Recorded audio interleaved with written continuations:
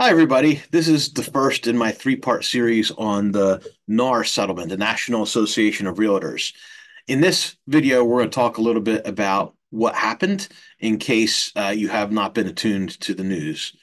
So, there was a suit filed against NAR on behalf of sellers saying that NAR, basically the realtors, um, committed collusion by allowing and effectively pushing for sellers to offer buyers agents compensation through the multiple listing service, the MLS, which is the system that we all share as real estate agents and realtors for all the homes that go on the market. There is a field in the system that says, offer compensation for the buyer's agent.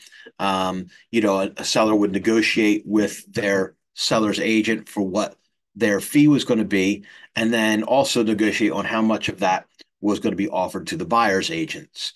This allowed buyers to effectively pick up a buyer's agent with very little cost directly to themselves. The suit basically alleged that inflated the costs to sellers across the board. NAR ended up settling the case, will pay a very, very significant amount of money, and we'll see whether they survive this long term.